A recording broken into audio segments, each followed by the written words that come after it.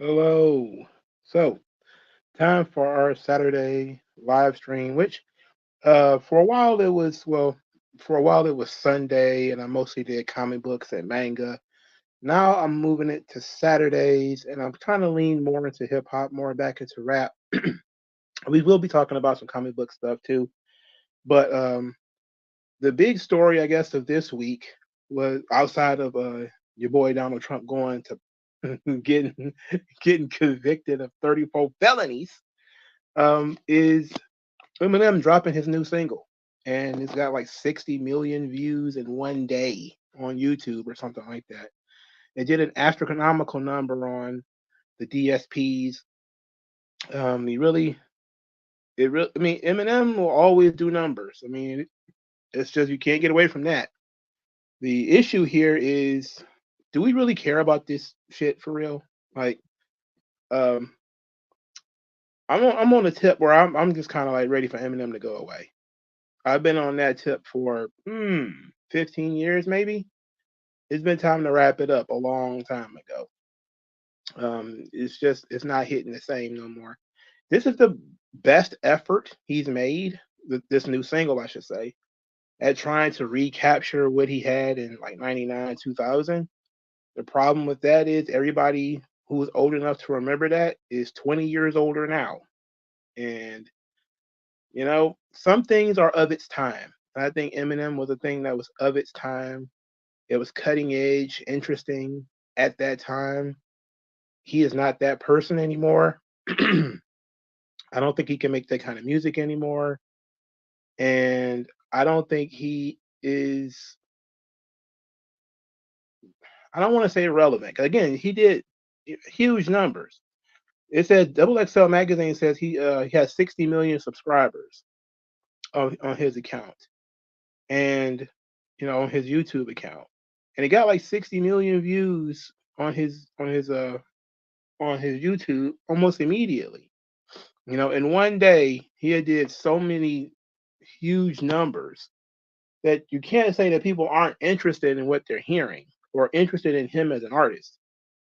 That would just be a lie. The problem is that every once in a while people get really jazzed up because new Eminem is coming out, and then it comes and it goes. Like nobody gives a damn that there's new Eminem stuff. Now this Houdini song is the closest, again, like I said before, that we've gotten to uh, him trying to rekindle the old Slim Shady days. But he's 20 years older. We are 20 years older. It's not. It ain't hitting the same no more. You know. It's about time to wrap it up, bro. I was ready for Eminem to go away a long time ago. But I think this new song really makes it. I mean, I don't want to sit here and break down the Eminem track. Like I don't want to go like line by line, verse by verse. It's just no point to it. He was trying to tap into certain elements of what made him famous. Being anti-censorship, kind of Mr. Middle Finger to everybody, say things that are shocking and get a lot of attention, like the Megan Thee Stallion stuff that he said. Um, but we, we're sitting in this situation, and we're going to get into the Megan Thee Stallion comment in a second, because I do want to talk about that. But we're looking at this situation where just the video, the audio, the beat production, it's all so nostalgic. It's a play on you know how things used to be, the halcyon days of Eminem. But he doesn't have the skill level anymore. You know, I don't think the lines are as clever as they used to be. I don't think they are as raunchy as they used to be. And he can't be because he spent, I don't know what, 10, 15 years trying to reverse the trend of getting away from the whole Slim Shady thing. He fell in line when everybody else fell in line. It's a weird thing, man. You can't put the toothpaste back in the tube. he was something different in 2000. And now in 2024, you can't be that guy anymore. It's not just, well, it's time for you to mature. It's you've had several albums that you consider to be quote unquote mature albums. And even when it comes to stuff that other things that he's done, the political comments that he's made, all sorts of other things that he's done that have attacked who he used to be. And now we're supposed to get jazzed up because he's rapping over Fruity Loop beats again. That's that's no, no, no, no. Again, I haven't even gotten to the lyrics yet. We haven't even gotten to the lyrics yet. Just the entire idea of trying to turn back the clock. I'm like, bro, wrap it up. Like it's over.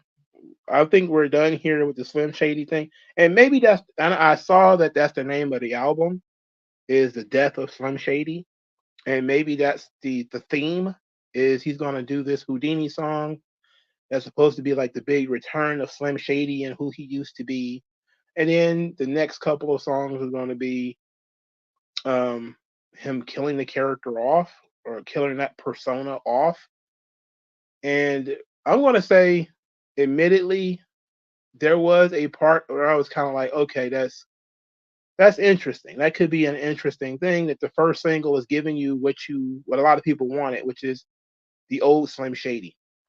Which you have to sit back and say to yourself, ah, Eminem again. Like I said, Eminem was a revelation in 98, 99, 2000. Nobody was doing the stuff that he was doing. He was rapping at a high level. He was rapping over weird beats. He had weird content, but we people were listening to the bars, and if you were interested in like backpack rap, you were kind of into it. Now the Gucci Man, conversation like you sliding around with your old lady listening to Eminem in the car, like nobody was doing that. Nobody was sliding around with their old lady listening to Eminem in the car. No, nobody was doing that. Okay, so but that don't mean that just because you and your old lady ain't riding around listening to Eminem that people were not listening to Eminem. They were.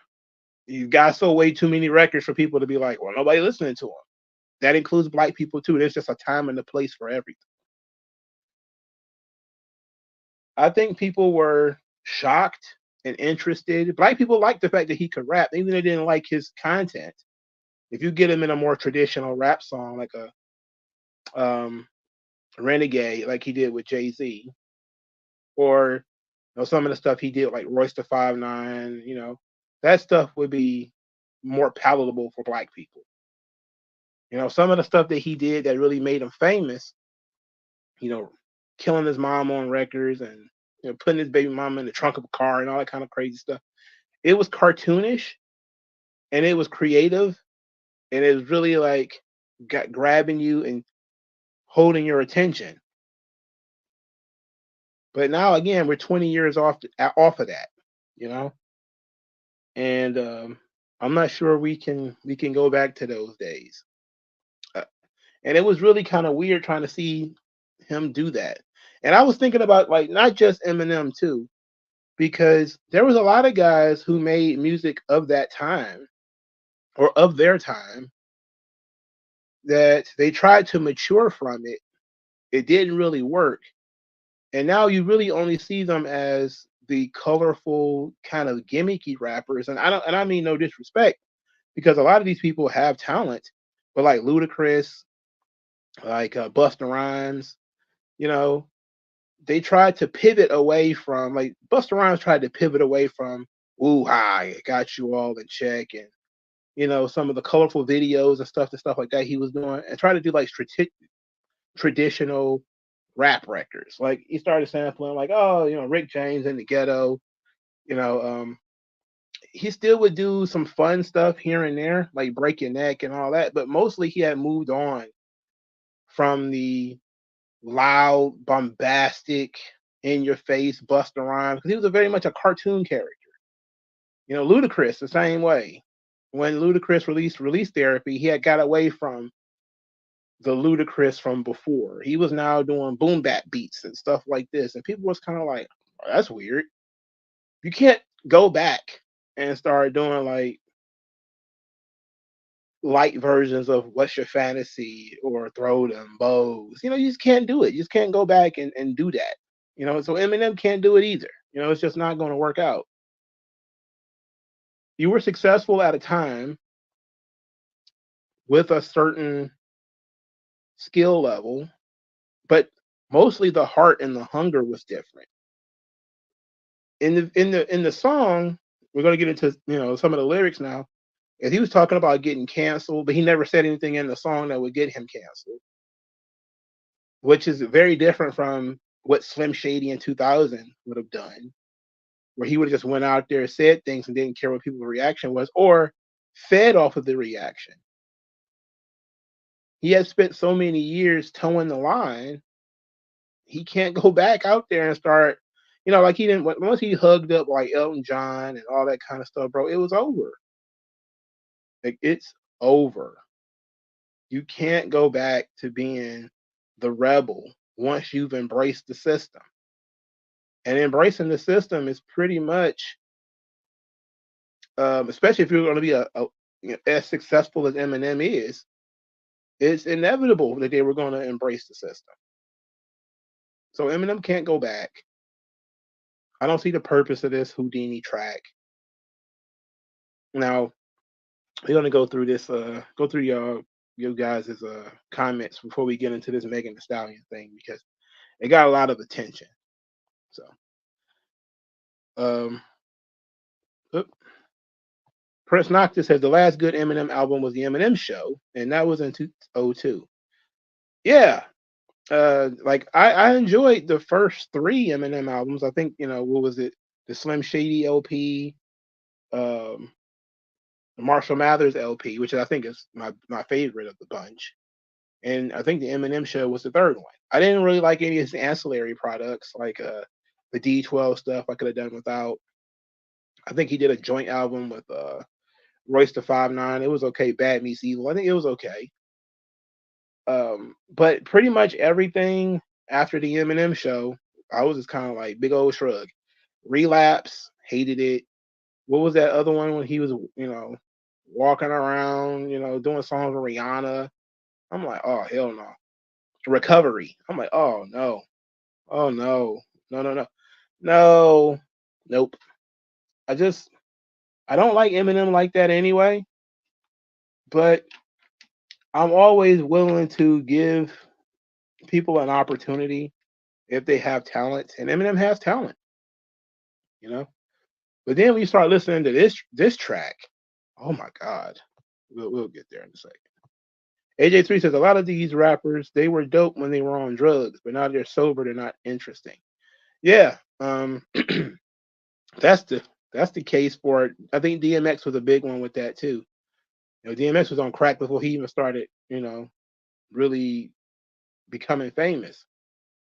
And during the later parts of his life, when he was doing, you know, albums, and people would say like, "Man, why can't we get like as dark and hell is hot DMX?" Or "Why can't we get flesh in my flesh, blood in my blood DMX?" He would always say he was fucked up making that stuff. He was high all the time writing. It's like when you listen to something like Damien or The Omen, those like hallucinations he was having because he was high when he was making these records, hearing these voices. And a song like "Stop Being Greedy" when he's rapping in two different voices, like that's like the devil on his shoulder and everything. You got to be in a certain mind state to be able to tap into stuff like that, you know. And those are dark records, and that's one thing that DMX really was great at. He was great at doing dark shit, you know. But once he's kind of when he tried to get away from the drugs, I know he never completely got away from it, but every time he tried to get away from it, he never could reach the same level of energy, the same level of grit, the same level of darkness, you know, that he was able to on his first couple of records. Things changed, you know. He grew a little bit as an artist. But people liked DMX because he was charismatic and he was dark, and he played into universal suffrage and all that kind of universal, relationships and stuff like this. There's a lot of reasons why DMX is everybody's favorite rapper. He's one of my favorite rappers, always has been since he came out in 97, 98. Ever since I heard Money, Power, Respect, he's one of my favorite rappers. It's unfortunate that he's gone, but he's one of those people that he was much better on drugs.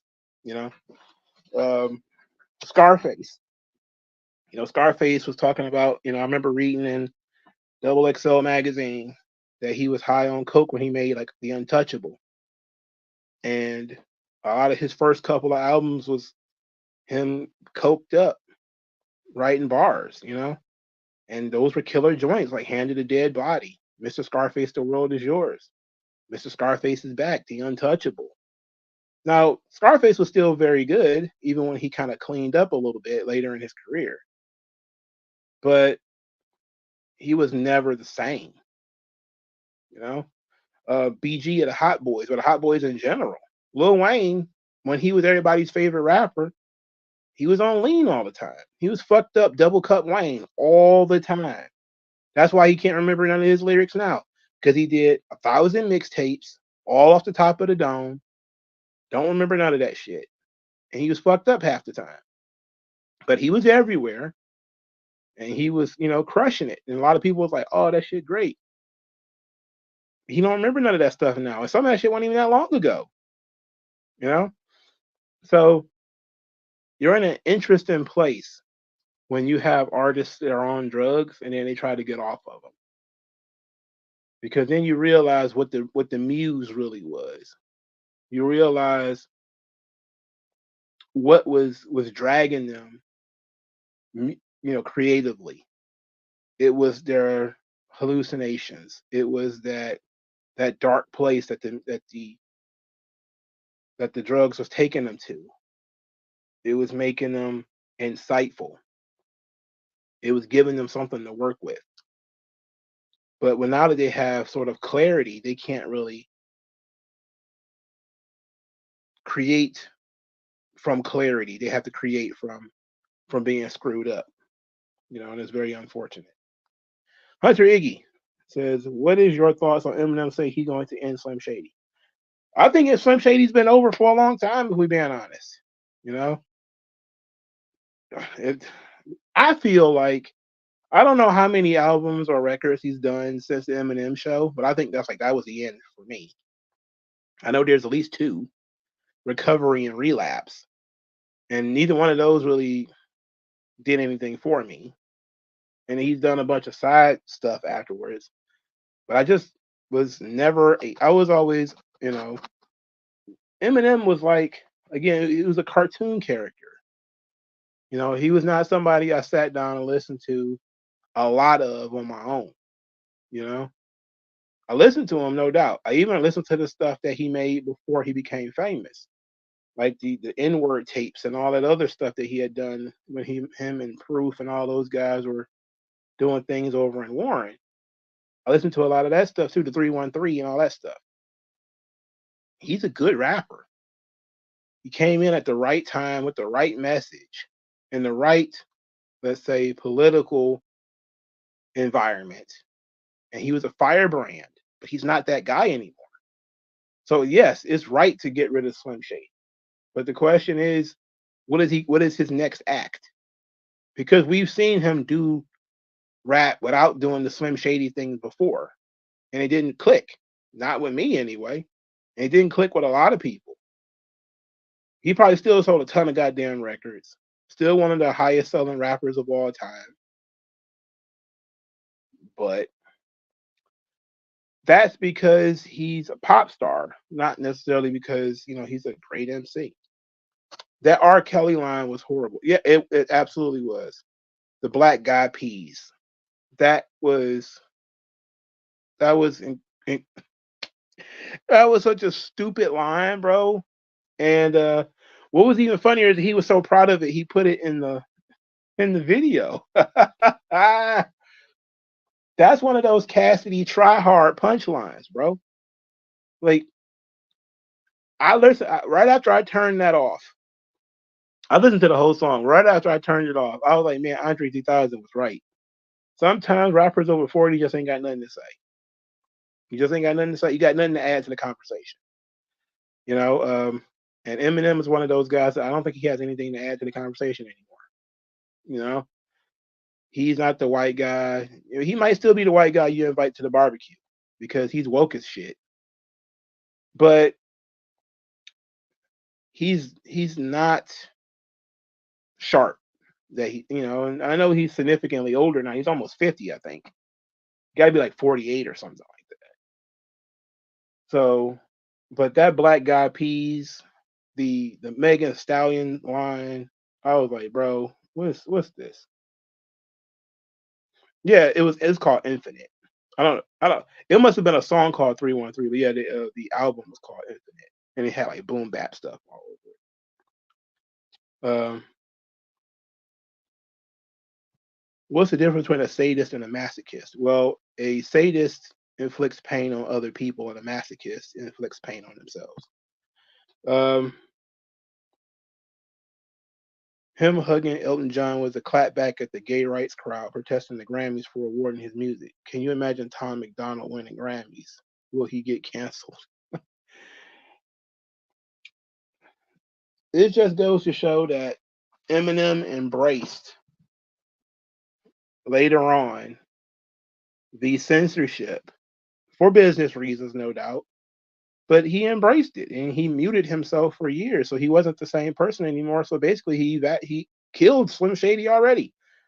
The moment Slim Shady died, the moment he accepted censorship and stopped saying whatever he wanted to say, he could have lost all of the sponsorship money and all that kind of stuff over the years and been true to himself, but even though that was probably like the drugs making him angry. But he made business decisions, sound business decisions. And I think I said this before when I talked about Kendrick Lamar, when I talked about Auntie Diaries. I don't have any interest in hearing artists censor themselves, submit to the agenda, or giving me a sense that they are in some ways, I don't want to say corrupt. Um, I don't know what the word I want to use. Maybe it'll come to me eventually, but there's there's a sense of, don't tell me that you're Slim Shady. You're going back to that mentality, and then you don't say anything that's gonna snap me back to that reality. Like your daughter's a full grown adult. She's almost 30 now. So you can't play the I'm gonna kill my baby mama and put her in the trunk of the car and all that kind of shit. Like that woman's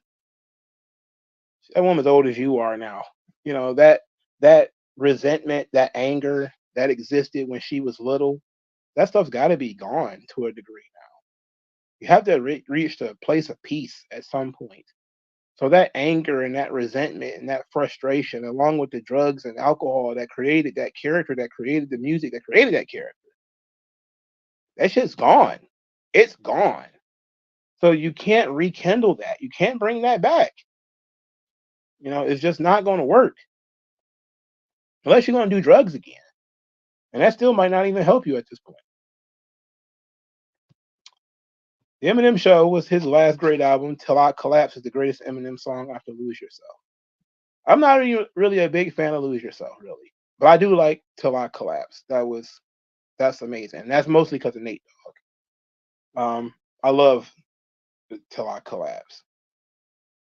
I love Till I Collapse. That's so good. That's a great record. I think that if Eminem had one song that is his legacy, it's probably Stan. But I can see why so many people love Lose Yourself. Because it's uplifting. It's a even though the beat's kind of dark, it has an uplifting message, and I see why people would really get into that. Hey, did you hear about this new hip hop documentary coming out called Microphone Check from Tariq Nasheed? Yes, I did hear from it. Um, the point of it is not to celebrate hip hop, though. It is the point of it is to try to push Puerto Ricans and foreigners out of hip hop as people who helped create and popularize the genre. Tariq Nasheed has always got an agenda. Again, I tell you that nigga sell you the sickness and the cure. He's a Detroit nigga through and through. He's a pop star when he needs to be. He's a pimp when he needs to be. He's a journalist when he needs to be. He's a historian when he needs to be. Like this guy don't really know anything about anything. But he sells the grift very, very well. Will I watch the documentary? Absolutely, when it comes out, because I want to talk about it on the channel. But that's the point of the documentary. The point of the documentary is to diminish, Puerto Ricans and Jamaicans and all those people who helped popularize the genre, because that's what the FBAs and all those guys. That's what they're all about anyway. There was a book written. I haven't read it yet, but I think it's by I don't want to lie what the guy's name is. I think his name is Eugene Washington or something like that. But it's called Disintegration. And it's all about how we reached a point in Black America where there's a splintering, that you're no longer like Black just by being Black now. Now you have to be Black in a certain way. And that certain way is by being, in some cases, descendants of slaves American, and how they have a different history than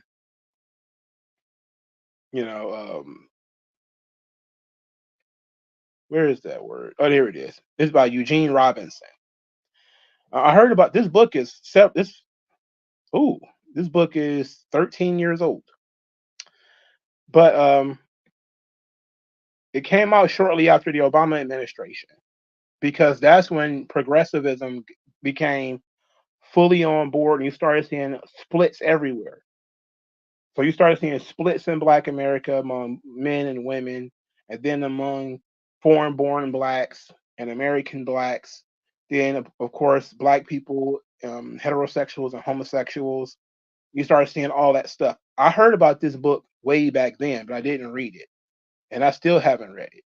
And he's talking about here's some of the bullet points. It says a mainstream middle class majority of a full ownership stake in American society, a large abandoned minority with less hope of escaping poverty and dysfunction that at any time since Reconstruction's crushing end, a small transcendent elite with such enormous wealth, power, and influence that even white folks have to genuflect, and two newly emergent groups, individuals of mixed race heritage and communities of recent Black immigrants, that make us wonder what Black is even supposed to mean.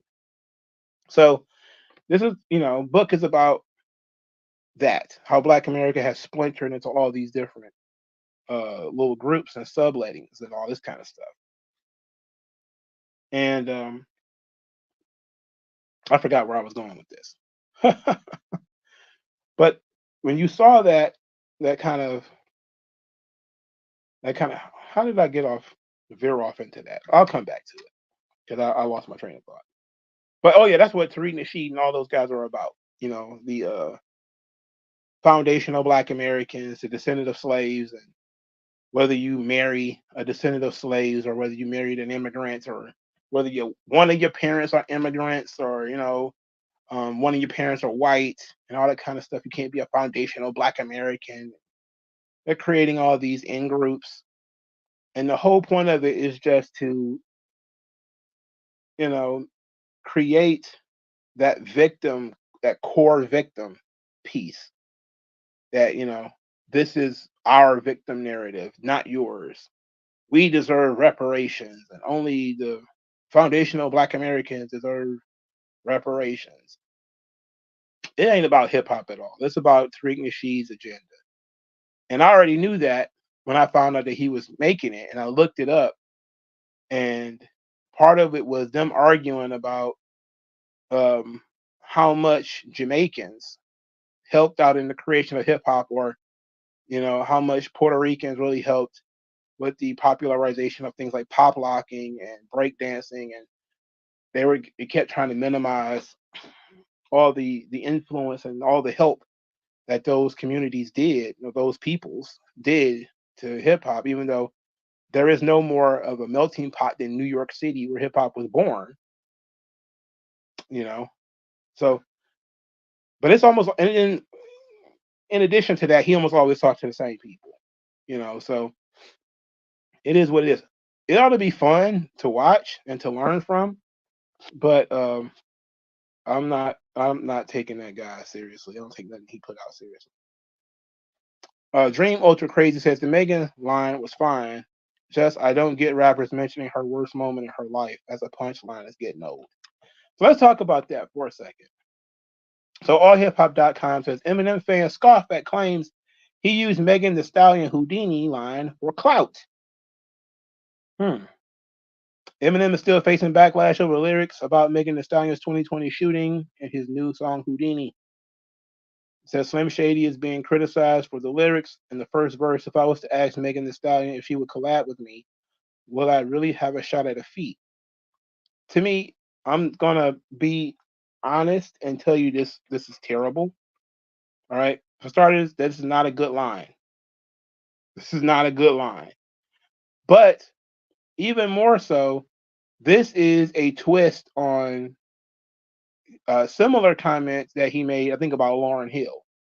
You know, what he says, people only sees it on white, ignoring skill, and something, something, something. It's like going on a date with Lauryn Hill because Lauryn Hill apparently doesn't like white people.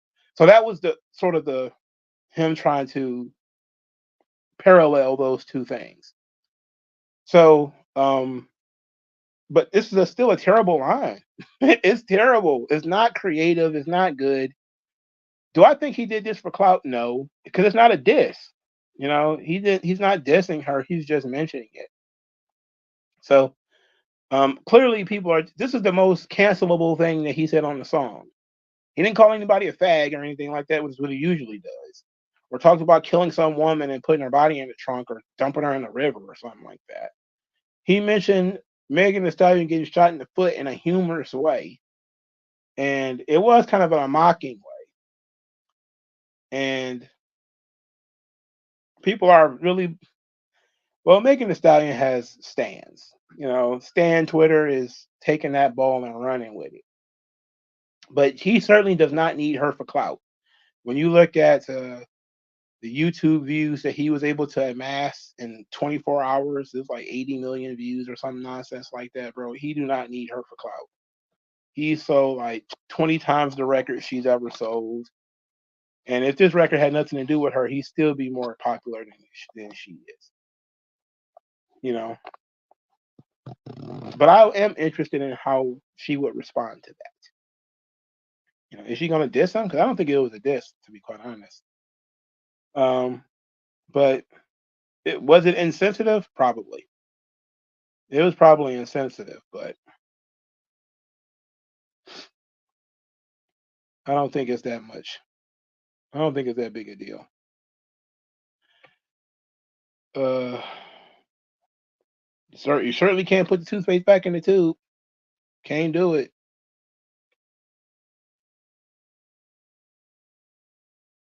It says jump behind the wheel like it was still legal.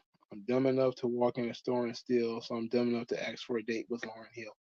Yeah, that was the line, and nobody got nobody got upset about that.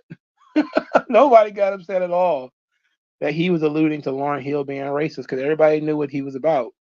And I saw a lot of the Eminem fans. They were like, "Oh, Eminem does this stuff all the time. It's part of the gimmick where he goes after pop stars and things like that." And that's true. You know, um, it is true that occasionally he would fly off the handle at pop stars, but he would mostly diss those pop stars. He didn't diss any pop stars this time. You know, it's not like he went off on some of these people. He didn't. He just mentioned the shooting in a humorous way that was in some ways belittling, you know, what happened to her. So I'm not looking at it that way. But then again, it's not about me. It's about her. She can come up with it whatever she wants. So, but it's not like she can out rap him or anything like that. So what is she gonna do? Shake her booty? And That's about it. That's all she's really good for. Um, Double XL magazine did a video, did another one. Um, Eminem has a history of being a provocative lyricist. Countless rhymes in his catalog include his clever wordplay about everyone from pop culture mainstays to fellow rappers. Decades ago, one of the most recognized lines aimed at pop stars Britney Spears and Christina Aguilera on the 2000 track "The Real Slim Shady" made headlines. So you could sit me here next to Britney Spears. Yo, shit, Christina Aguilera better switch me chairs. So I could sit next to Carson Daly and Fred Durst and hear them argue about who she gave head to first. Yeah, that wasn't even nothing on that level. That's the Eminem that I thought was clever. You know, when you talk about sitting back just listening to a little dude rap, that was clever. You know, this thing about Megan Thee Stallion's feet is not clever. The stuff about the black guy peas is not clever. All right, it's not. It's shitty. It's trash. All right, his pin game sucks, and he's one of those 40-year-old guys that, again, and I'm saying he don't have anything to add to the conversation. It's time to wrap it up. It's over. He's washed. He's been washed for a long time, but it's well beyond time to hang it up. That was role model off the Some Shady LP we mentioned, Lauryn Hill. It says, to me, Renegade is where people, oh, he bodied Jay-Z.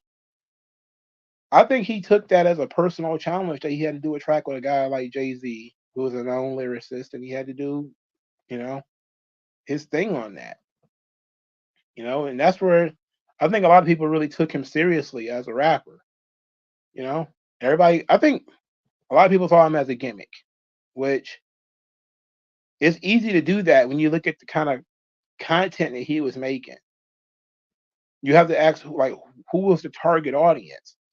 And the target audience was sort of rebellious teenagers, skater kids, kids who bucked against the system, white kids who liked hip hop and they liked graffiti and they liked to dance and hang out with, in the clubs and everything. That was the target audience. The target audience was never me. The Eminem experience is not my experience at all. But there were human universals, like being abandoned by your father, being abused by your mom, hating your girlfriend or your ex-girlfriend or your ex-wife or whatever. Those were kinds of things that people kind of got into, but they were done in a cartoonish way. But then again, hip hop had always been cartoonish. They guys were cartoonishly gangbanging or cartoonishly against the police or cartoonishly in love with other people or cartoonishly loyal to their hood or their set or whatever. So taking things to the extreme was not that out of control when it comes to 90s and 2000s hip hop. But he was an interesting case because Eminem was something that parents didn't want their kids turning into, and then he became his parents. AJ3 says, "Why do you think Game, Lord Jamar, and Melly Mel call Eminem out and he doesn't even respond? Hey, you remember the Benzino track, the recent one? Any thoughts?" I think the recent Benzino track was very good, but he didn't write it, so it's throw it in the garbage. He's a bozo because, yeah. Dream Ultra Crazy says, even if Benzino is a bozo, M still needs to address the diss track because it brought up some good points. He didn't write it though, so who cares? I wouldn't talk about it. He didn't even write the record. So I wouldn't even be concerned with it. Benzino is just a voice for somebody else. Whoever was the person who wrote it should have been the one dissing him. But Lower Jamar is not relevant in rap. Who cares? Melly Mel ain't been relevant since 1981 or something like that. Who cares? Game just wants attention. That's what he does for attention. He said, "Oh, I'll never." What he did, he dissed Dr. Dre. It's just Game's just out there waffling in the wind, trying to get people's attention, trying to stir up drama because that's how he operates. Nobody cares about Game anymore. His voice is fucked up anyway. Game is a very good rapper though. Don't get me wrong. Game makes some really good shit. And I was listening to Game up till 2008, 2009 maybe.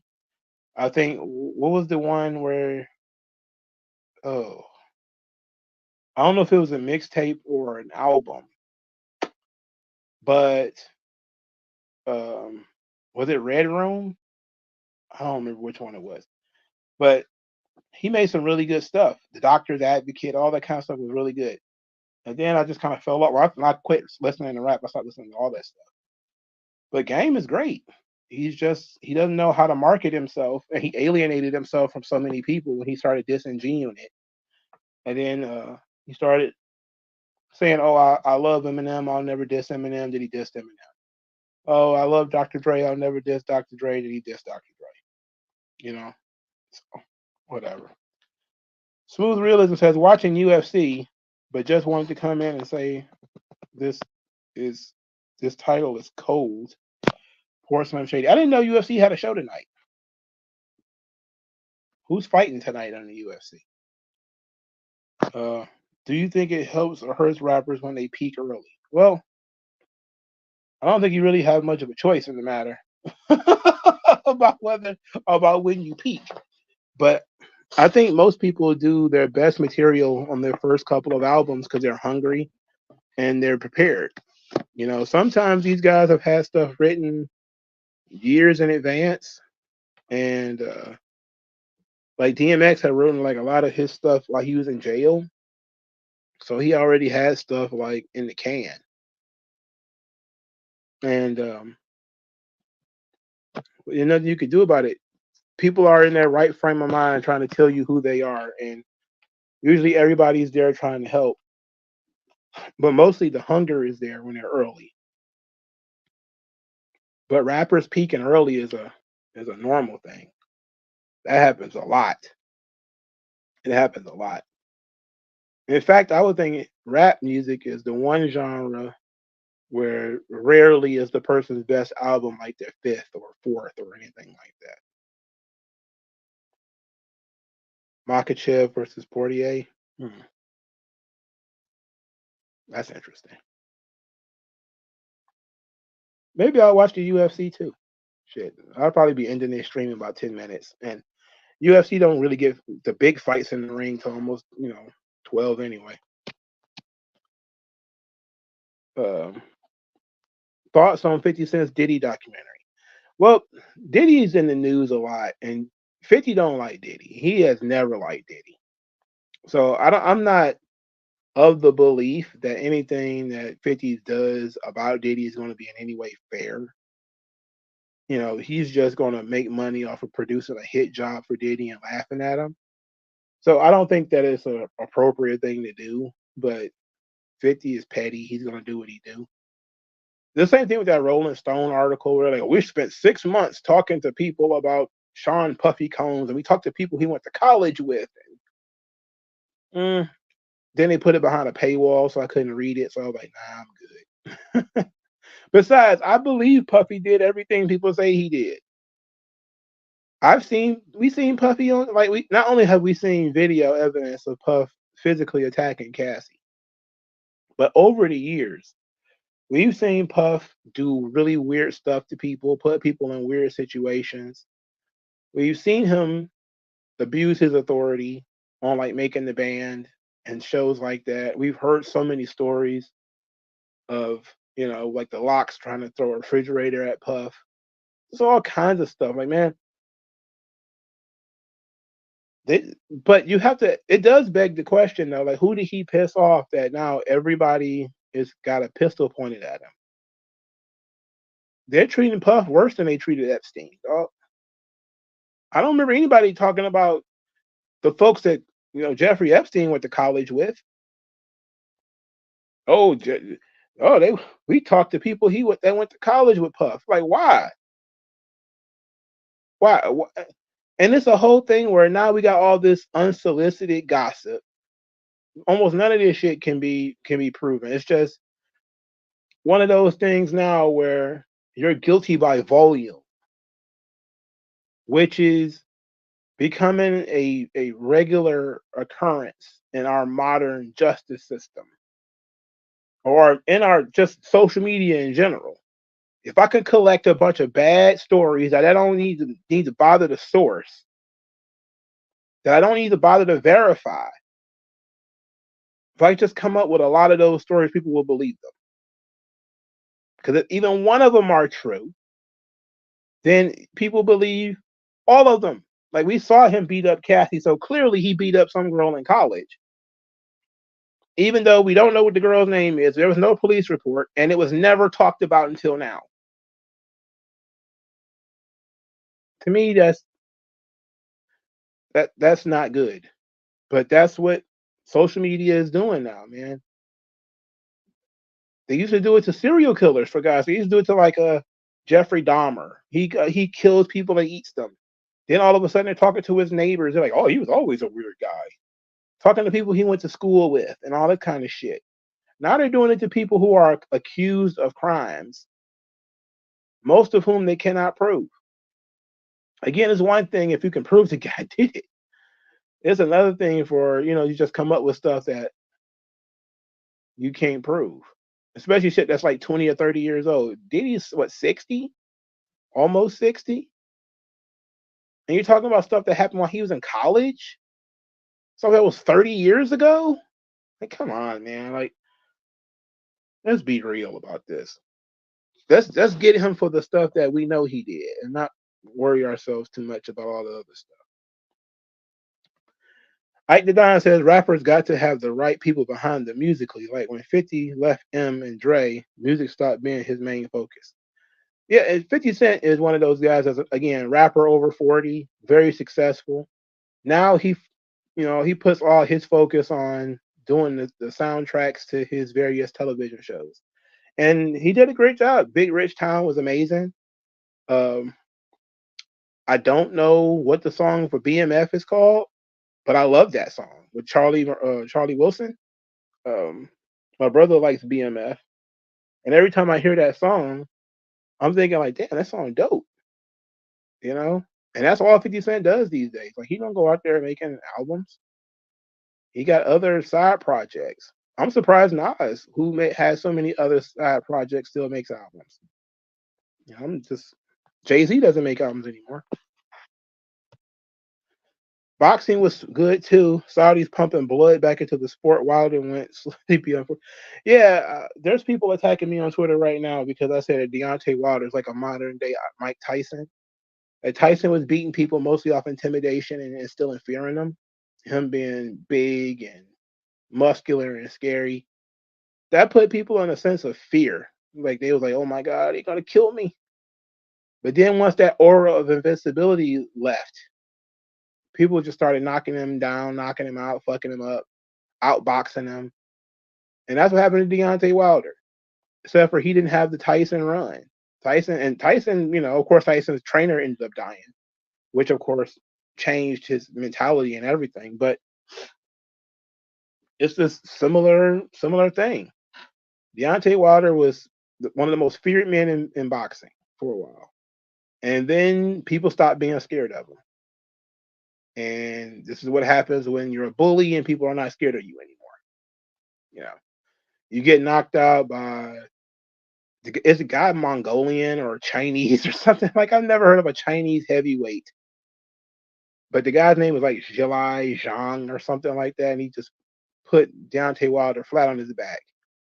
I just looked at that like, bro, just call it a day. It's over, man. just just punch the clock, and you made enough money. You're probably a Hall of Fame world champion and all that. Just call it a day, man. You'll never you won't be the best fighter of your generation. You'll be the Mike Tyson of your generation. You intimidated people until you couldn't intimidate them anymore. That's the nature of the business. Bill Cosby, Russell Simmons, R. Kelly, Puff Daddy, and next is Jay-Z. I don't understand why everybody keeps saying Jay-Z is next. You know, what is up with that? I think that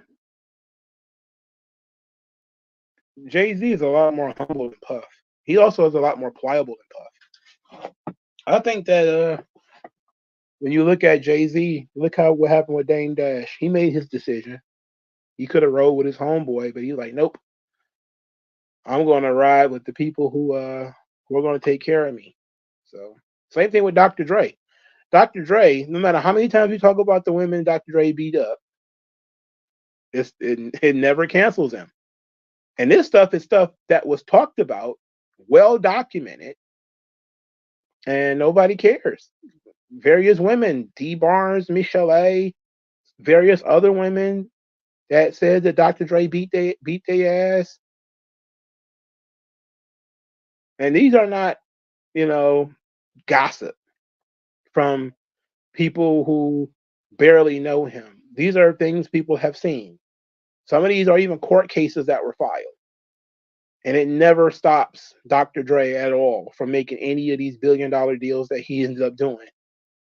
Diddy's going to lose everything because there is a concerted effort to destroy him. There has not been such concerted effort to destroy Dr. Dre. So Beats by Dre gets to continue selling still for $3 billion or whatever, and his name gets to keep being on that. He's doing the gin and juice thing with Snoop. But Dr. Dre has been accused of beating bitches for 30 years. I think the whole D Barnes thing happened in like 92. You know?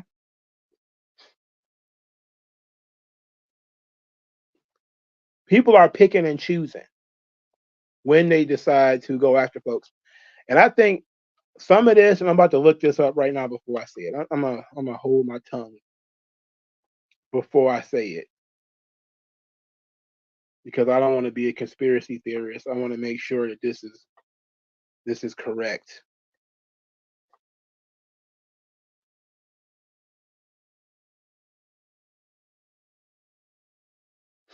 I want to make sure this is correct.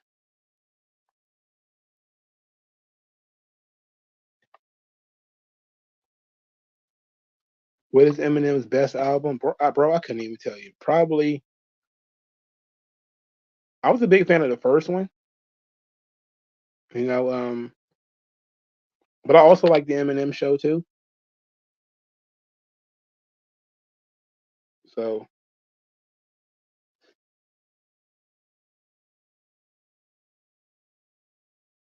I like Eminem songs more than like Eminem albums, if we're being honest.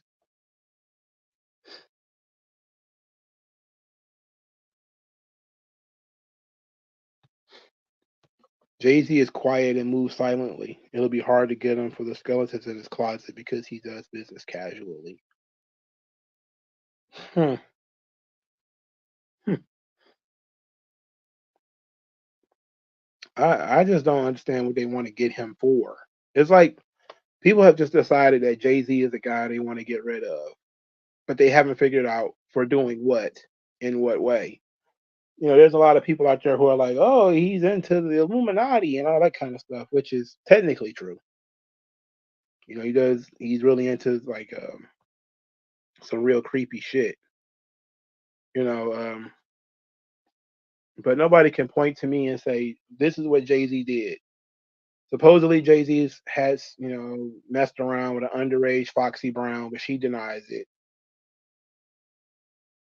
Apparently, people claim that he was messing around with Beyonce, but she was underage. But not only is that seemingly untrue, you know, it also applies a little bit to Aaliyah as well, even though Aaliyah wouldn't have been underage at the time, but that she was a pass around between him and Dame and all that. It's like, I don't know, man. For starters, let's find something that's not gossip that we can actually get him for. Instead of just trying to say, you're next, you're next, you're next. It's like, well, what does that mean? You know, that just seems silly. Part of the game with NLE Choppa is great too. I don't even know who that is. Um, Eminem's biggest problem right now is his current rap style is annoying. He has this like hiccup kind of style, wrap around bars that sound like dad jokes. That's exactly what's going on. And I noticed that about this song too. Like he would cut words off and continue them in the next line. And I'm just like, that's weird. Why would you do that? But it's creative at least. But the Black Guy Peas definitely sounds like a dad joke that he giggled with his kids. That definitely sounds like it. Stone Mason got thinks everybody is on the Diddy stuff. I think a lot of people are. But I'm just saying, like, I don't want to just be like, well, everybody's a pedo, because I take that stuff very seriously, and I'm not a person that throws that around casually. I need some serious, at least a little bit of here's something solid that we know occurred. Like when they start calling Drake a pedo, like people knew that he went in public with an underage girl to like a date. That he had another underage girl on stage, kissed her in the mouth. Even though she was 17, I think that was might be even legal. Like those things are pretty clear, you know? Like there's a lot of things that when Drake got called a pedo that you could look at and be like, well, um, hmm, that's rough. But then you have all these other stories where you're just kind of like, okay, and people are just piling on. His beats and chorus lines are dreadful. I do kind of enjoy that new Abracadabra remake. Hmm. It's okay. I like the nostalgic element of it, but I'm at the same time just kind of like this ain't gonna stick. It's a gimmick. You're almost 50. Why are you rapping this way? Snoop Dogg is doing. He's out here rapping on DJ Premier beats all of a sudden. I don't know what's gotten into him, but Eminem is going back to the Fruity Pebble stuff. What's up with that? Beyonce is Gabrielle Union age. They went to high school together. And hasn't been good since he got sober and stopped being broke. That's most of the people problem right there. They're not broke anymore. So they feel good about themselves. No, it wasn't a diss to Megan Thee Stallion though. It was more of a it was just him mentioning what occurred more than anything. Age of consent in Canada is 16. Is that where the kiss happened? It's still gross though. Age of consent is 16 is still gross, but um eh, at least it's evidence that he does weird things. Diddy getting caught on camera beating Cassie is evidence that he does weird things. So I think that, most of the time I think it's fair game on those guys. It's like, do we have any evidence that Jay-Z has done anything weird? Most of the time people are talking about him doing something, they don't have any evidence of it. They just have, Jaguar Wright style rants about it. It's like, man, who the hell cares about that kind of shit? This is long gossip, you know? Like if he had decked Solange in that elevator, then maybe we'd be talking about that. But he damn near balled up in a corner when she started attacking him.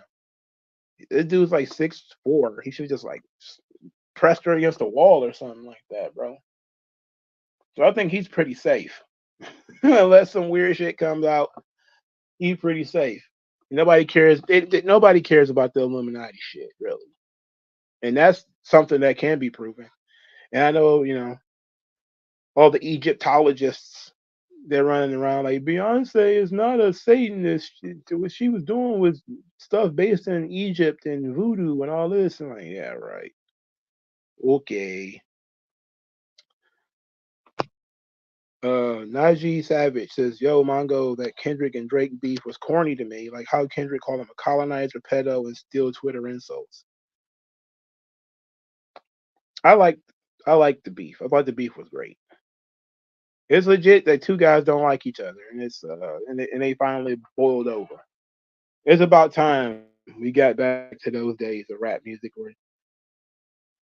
I don't think these are the top two guys, but according to the internet, these are the top two guys in the business at this point.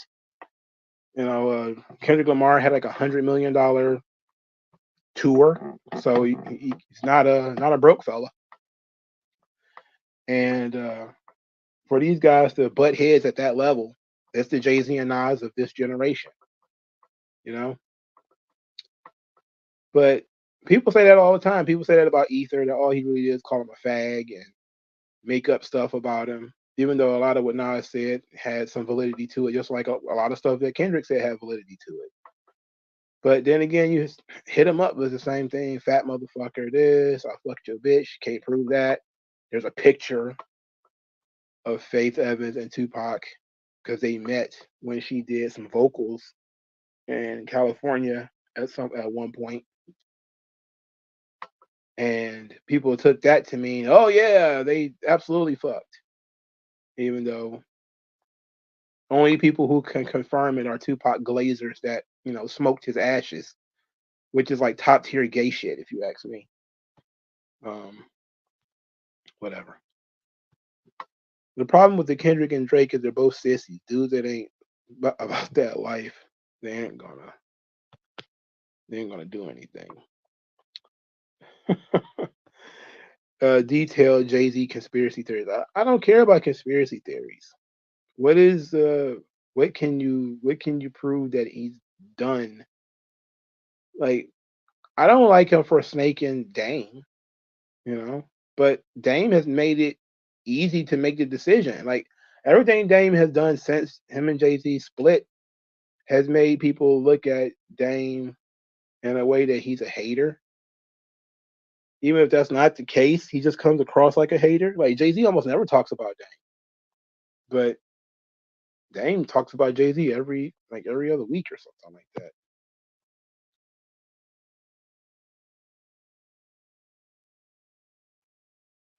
Society is all about sacrifice, bondage, prostitution, and we're a domesticated species being held captive.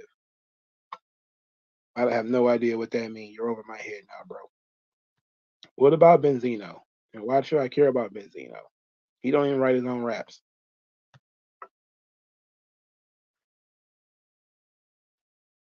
Why do you think they have the Jesus parable nailed to a cross? Because that was a common method of execution at the time. And that's apparently how Jesus died. Did you subscribe to the Dash America New Network? No. I don't even know what that is. I'll look up Jay Z when it involves music. Yeah, almost all of the Jay Z conspiracy theories involve, devil worship and all that kind of stuff because Jay Z is he's not an openly religious guy. In fact, I think he might be an atheist or an agnostic or something like that. Um,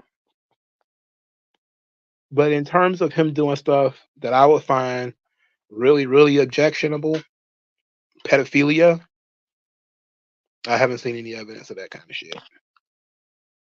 He's just a dude. I just like, he's weird. He wants to be Basquiat. He's walking around with these free form dreadlocks. It's very weird. But he seemingly has changed a lot. He no longer seeks attention. That much is for sure. He basically disappears now, and people run up to him like he's Santa Claus or something like that, which is very, very odd. Dame Pulse, I guess, pissed Jay Z. He's been independent and still flossing like it's the Rockefeller days. What? I just heard Dame was broke and he had to sell his piece of Rockefeller. But there's no artist on Rockefeller, is it? Like, what are we holding a piece of it for? I guess the publishing. Because like, is there any artists on that label anymore? Unless you're gonna get like a good chunk of that new Memphis Bleak album. Nice. Nice little chunk of that new Memphis Bleak. That might be the only guy left on Rockefeller.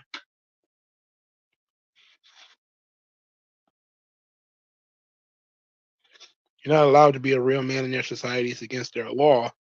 You can only rule over the submissive. Who is they? Whenever somebody says they, tell me who they are first before I agree or disagree. Let's see who we talking about here. Um,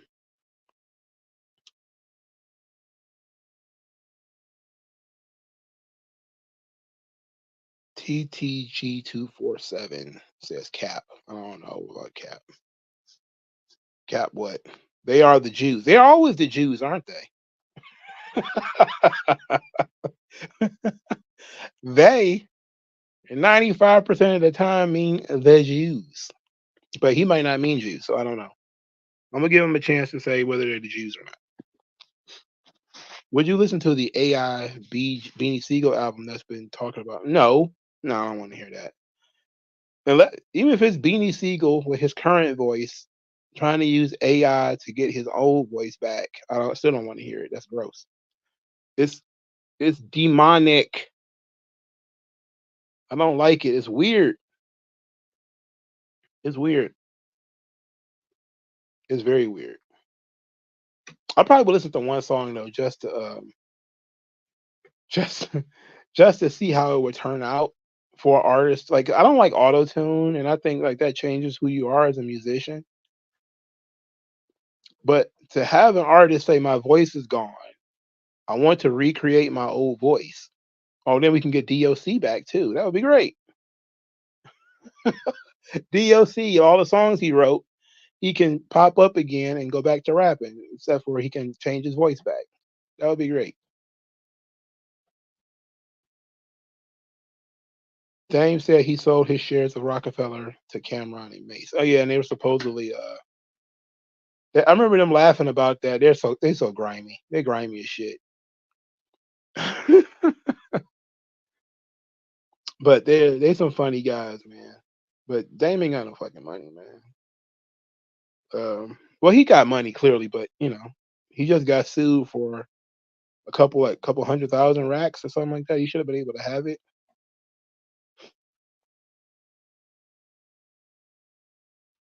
Some Mexican guys used AI to make corrido, Spanish ballad for Akira Toriyama. It was crazy how well it came out. Oh wow, was it like it was like singing? Like you use somebody else's voice? Like wait till they start making like AI beats. Everything's gonna sound like fucking Flying Lotus. Then everybody's gonna be pissed. You go like, wait a minute, is that Thundercat? Like, nah, that's some Addy's AI program that sounds like Thundercat. That'd be hot. Don't want nothing to do with that, brother. One thing Smooth Realism noticed about hip hop is there's more experimental projects. My gripe with it is most of them are just being different for the sake of being different. Yeah, I'm okay with it though. Like, give it a try. Be an artist. That's what thing rap is. Rap is art. Be an artist. Nobody says you got to go in there and make a Gucci Man album.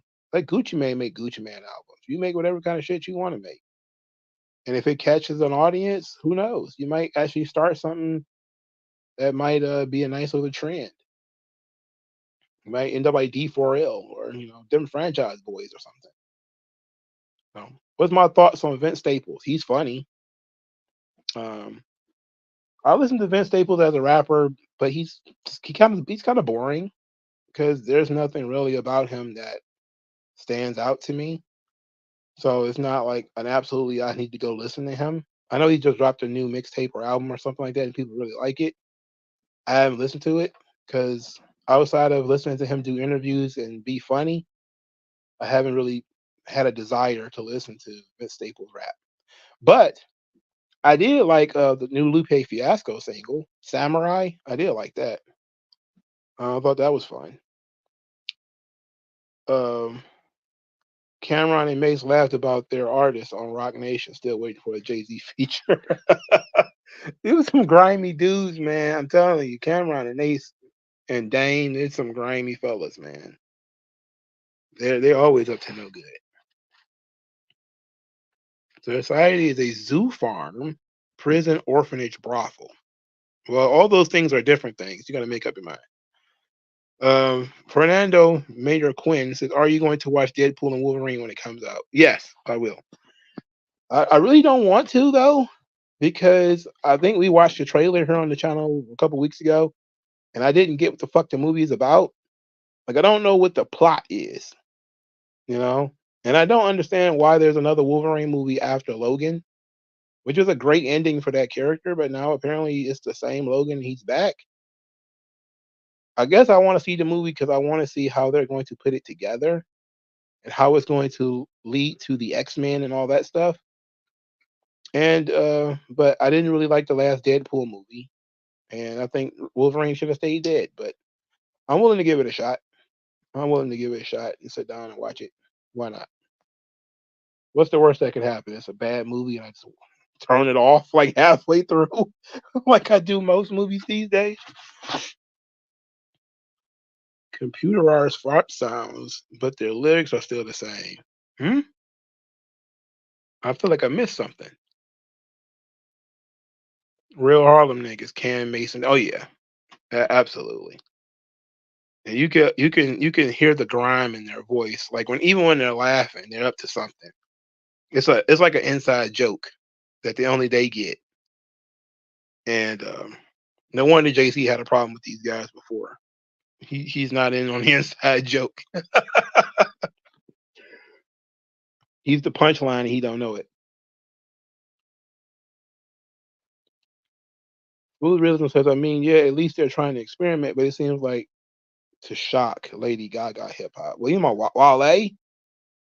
Wale, that shit was 10 years ago, wasn't it? You know, when Wale did the Lady Gaga thing, it might have been even longer than that. It might have been like 15 years ago. I mean, is Lady Gaga rapping something new? I don't never heard anything Lady Gaga has ever made. That's one of those people that have sold a ton of records and is extremely famous. I have no idea what she's ever made. I have no song in my head when I hear her name. That Iggy Azalea is another one. I can't tell you the first thing about that fucking person. Cardi B is another one. Couldn't tell you anything about any of these people. What's your favorite artist that's underground? Oh, that's a good question. I like Big Crit. Of the most recent guys that came out that are peers of like Kendrick Lamar and Drake, I really like the Big Crit. I haven't listened to anything after like 2012, which I think was his second album, Live from the Underground, I think it was called. I don't know if it was an album or a mixtape. That was back in the days where it didn't matter. But I loved so many Big Crit records. I loved it.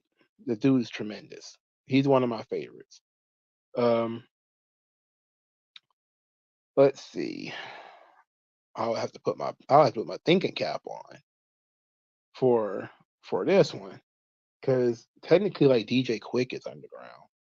Technically, but would it be fair to say DJ Quick? Because I like that song Rosecrans he did with Problem. Like I thought that was tremendous. I don't know how long ago that was. Um, Problem didn't even use the name Problem anymore. I just found that out recently.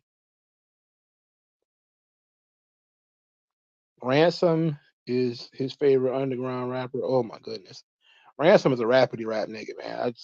I remember him when beefing with Joe Budden. He was rappity rapping Joe Budden to death, and they were rapping each other to death, and there was nothing that stood out about either one of them. Dream Ultra Crazy says his is Ka, his Orpheus versus Sirens album was amazing, lyrical masterpiece, and the storytelling was excellent. Interesting. Interesting. Like I liked Scarface and the Product. They had a little bit of an underground thing too. That was great. The strongest element of it was actually the other guys, the Product. They were really good. I wonder what happened to them. I like those guys. Um, I'm pretty sure I can think of some other ones if I put some thought into it. Did I listen to Andre 3000's Flute album? I listened to like the first song, maybe the first two, and I just got sleepy. Like, it might be good for meditation. It's certainly gonna end up getting sampled and chopped and screwed and all that for future reference. He's gonna make some. He make a grip off of samples once people start getting finding out a way to sample it. But just chilling and listening to it, I don't know. I heard there was some people that was disappointed they went to a concert for Andre 3000 thinking he was going to rap and he started playing the flute and they were very disappointed. That happened recently too. It's like I don't know how many times the guy got to tell you he doesn't want to rap. It's like they're going to try to force him to rap. It's like he doesn't want to rap. He's already told you that he doesn't want to do that. Ike the Don says I can see why I can't get into Rock Marciano's music because his beats aren't that most energetic. I liked Rock Mars. Um, I forget what the album was called, but he made one album that I really did like. So it's not like he just sounds the same on every record too for the most part, you know. But I loved Currency too. Like the Pilot Talk series. Technically, he's still underground, so um, he's another one that I think 2013, 2012, I just kind of like floated away, but Currency was extremely prolific, and I was listening to all his little mixtapes where he's doing shit with ski beats and all that. His album Stoned Immaculate was actually pretty good too. I gave it a good review on my blog at the time. Andre looks funny as hell playing that flute.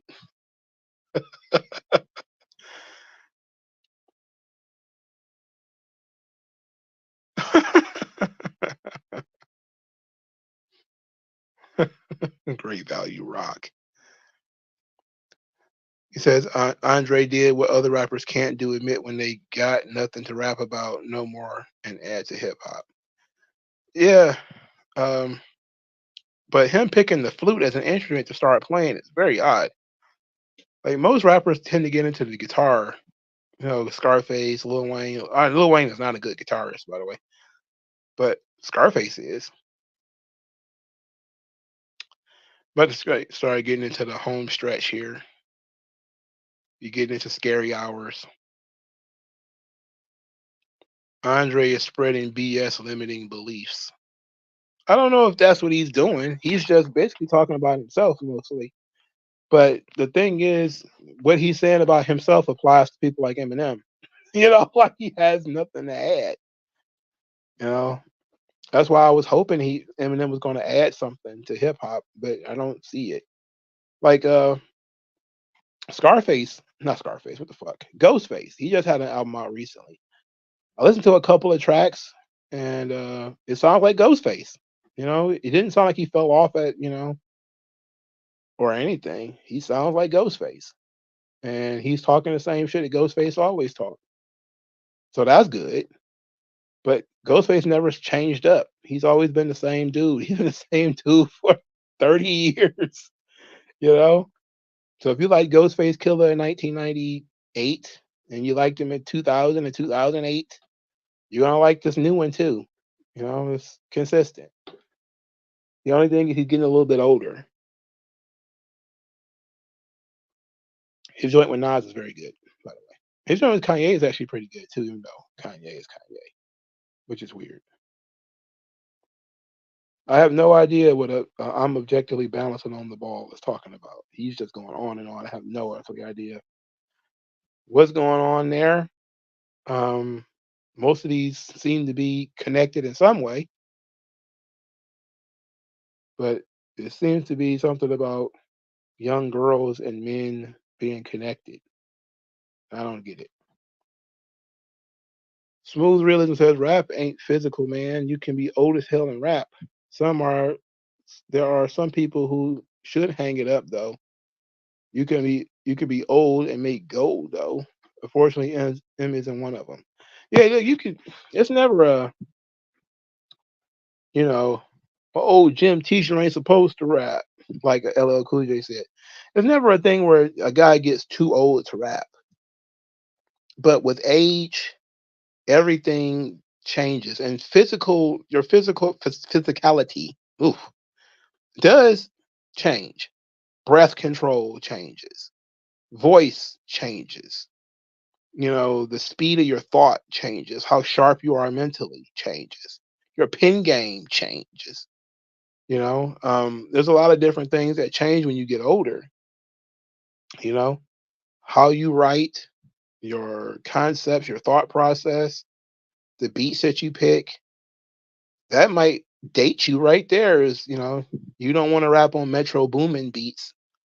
You want to try to, you know, spit on these DJ Premier joints. Well, people gonna immediately put you in the '90s at that point, bro. They're like, oh, who the hell listens to DJ Premier now? Even though you probably should, because he's still good, but that almost puts everybody in the mind state of 1980 something. It's like Freddie Gibbs. Freddie Gibbs is very popular among people in my age group because he raps over Mad Lib beats, and Mad Lib shit sound like it's 1998.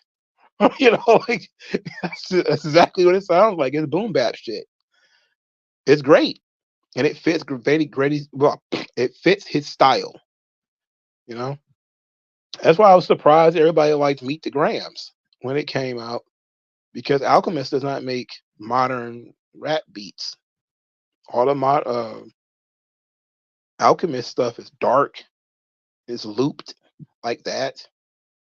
I was surprised so many people liked it, but I wasn't surprised so many people not like us because DJ Mustard makes upbeat radio and club friendly stuff. Am I excited for GTA 6? Well, no, because I'm not going to play it. I don't really play video games. Smooth realism, so that's true, but you can prolong your health by staying active. Mentally and physically, I'm 42 and I'm more athletic and I have better health control than I did in my 20s. Yeah, but not everybody is going to be, you know, Ghostface or Nas or somebody like that. Even Rakim a couple of years ago, he was in his 40s, even though he clearly was rapping slower than he usually is. Um, but not everybody can maintain that. Like for a almost 50-year-old rapper, Eminem is not bad. His content just sucks, and the lines that he was using sucked. Have I been streaming for an hour? I've been streaming for an hour and 22 minutes, brother. Freddie got beat up too many times to be taken seriously. He's a huge simp too. My God, what a huge simp. Oh my Lord, have mercy. What did he say to that one girl? Like, he said something about him being ugly. Like, he too ugly for her to love him or something like that. I was like, ooh, ugh, what a weirdo. I I laughed though. Like the thing is, when it comes to these guys and their stupid gimmick, you know, I get over it. Like I still listen to Too Short, knowing that Too Short was simping on television, you know, and him admitting that Too Short was just a gimmick he came up with. I was like, okay. But when I saw Ghostface on television, Ghostface was Ghostface. Ghostface was on like couples therapy or something like that, and he was still Ghostface, bro. So not everybody out there is playing DMX too. When he was on those TV shows, and he was talking with his son, like Ayana fixed my life and all that, he was still DMX, bro. Like it's not a gimmick. He is who he is.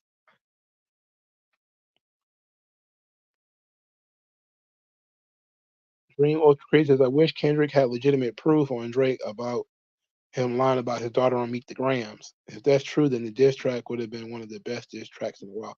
I still think it is. Because you can take the daughter literally or figuratively at this point.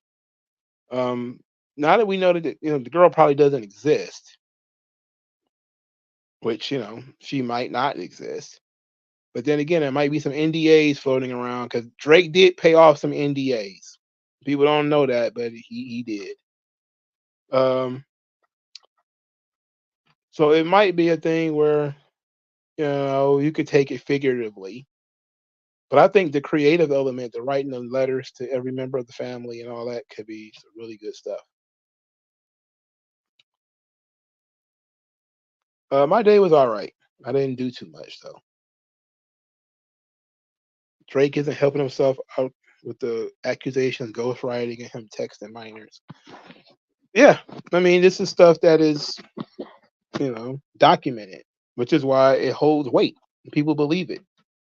Nobody believed that Kendrick Lamar beat up his wife. Nobody believed that shit. And you could say it all day. Nobody believes that, his bodyguard was banging his wife. Nobody believes that shit. If there was reason to believe it, people would run with it, but there was no reason to believe it. And there's also a sense of that's low, and we don't like low blows too much in the rap game, unless you got have evidence. You know, but people don't always have that kind of stuff. All right, I'm about to wrap this thing up. Give it a couple more seconds.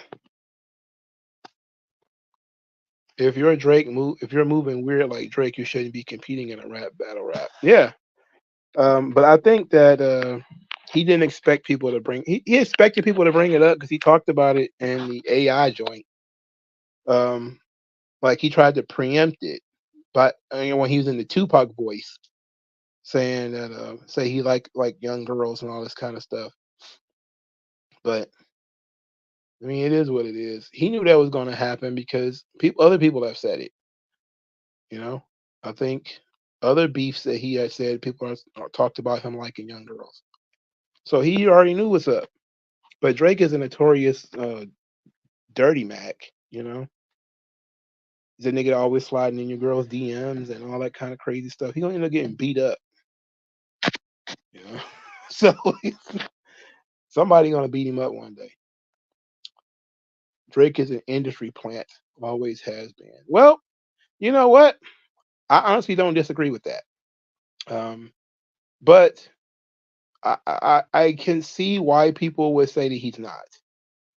Partially because he started out as a ghostwriter for people like Kanye West, and he did the grunt work of working with like Lil Wayne and all them, and Cash Money, Young Money. He was in a bad, really, really bad contract for a long time. That people keep reminding him of. So there is an element of he got dropped into the same Shark Tank as everybody else. But then there's that element of that dude being the number one rapper of the last 15 years and me not really listening to anything that he's made because I've never had any interest in it. And the fact that he's been so prolific that I didn't know he had as many albums that he's had. But then every other weekend, you're seeing that, oh, there's somebody saying that they wrote this record for Drake, or there's a reference track saying, oh, this guy wrote for Drake. And that new one for Mob Ties just sounds like Drake bought the song from the guy and re-recorded it. That's what it sounded like, and changed some of the words. Like it's that obvious, like uh, and you know what? It happens sometimes. I remember what was somebody wrote what was that song that B.O.B. ended up performing? I think it was Airplanes or something. What was it called? Something. Nothing on You. It might have been something like that. But they tried to get Lupe Fiasco to do it. The label did. So somebody clearly ghost wrote that song. And Lupe Fiasco wouldn't do it. So they ended up getting B.O.B. to do it. And I remember reading that, thinking to myself, that's odd. Why would you want to get Lupe Fiasco somebody else's song? But then again, that's how the labels work.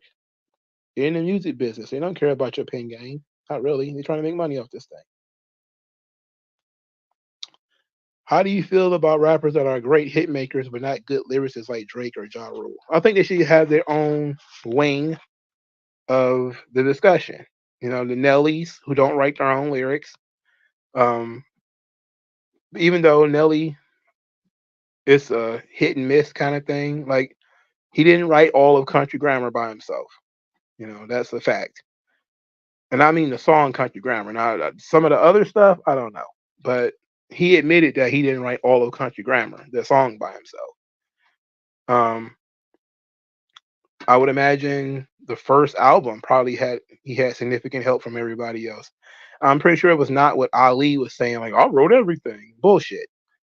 Because Murphy Lee even said that was not true. That, everybody helped on pretty much every song, and a lot of it was features from those guys. But somebody like Nelly, who has like tons of hits and all that kind of stuff, but ain't really a dope MC and don't really write his own lyrics, he's put him in a different category. Will Smith, who didn't write his own lyrics for a long time, especially in his later years. Snoop Dogg, now he don't write his own lyrics anymore, but Snoop got tons of hits, you know. So put Snoop and Nelly and Drake and all of them in a completely different category, and you'll be fine. Thumbs up. You're not battle rappers anyway, you know. I think Snoop has only done like 2 diss records in three, his entire career, and had opportunities to do a lot more, but only chose to do it 3 times. And I think 2 of them was at Suge Knight. All right, it's an hour and a half, so we're gonna call it a day. We're gonna end with WG Fields comments. He says, I think that mixed heritage kind of been an advantage or disadvantage because people will claim him, but deep down they just see him as less than. I don't want to hear about the tragic mulatto. Guys like Drake and Logic and all these dudes who whine about being light skinned and all this kind of stuff. I mean, it's an interesting struggle to deal with, but and you can always rap from that perspective, and you can always say how people don't understand you because people who have 2 black parents and grew up in a place like Compton, where there's a black, you're surrounded by black people, you have roots. Drake is being attacked for not having roots, and it's not his fault. It's not his fault that his black daddy left his white mama and left him in Canada to be raised by white people. That's not his fault, and people are attacking him for that. But even though I do agree that Drake coming to the United States and then basically glomming onto whatever fad exists and then riding the wave, painting his fingernails, getting braids. He's doing the little yachty thing with the and it's stupid shit, I agree with all that stuff. But he's also being attacked for something he didn't create. He's being attacked for being left out of a culture that he was born into, but was dumped to the side. And that's an interesting story. But that's the story that fuckers like Logic is writing 1,500 albums about, while Drake is being superficial and just making party music. But that's why I say, it's okay that he don't write his own lyrics and nobody cares. Just put him in a different category with everybody else. He should be in a category with like Flo Rida and all those guys. He shouldn't be like in the same class with like Ghostface and Nas and Mos Def and all of them. Like, no, it's a completely different category for people like that. People like Common, people like Kanye should be in the Drake category. Even though Kanye did a lot of really deep stuff, Kanye was never a guy who wrote his own lyrics. Other people always helped Kanye write his lyrics for him. But Drake being attacked for being, mixed, that's because of his behavior. His behavior made that a thing that occurred on him. Not necessarily, and it is unfair, but his behavior is what kept it going. All right. Thank you guys for stopping by. I appreciate it. I'll talk to you guys later. Peace out.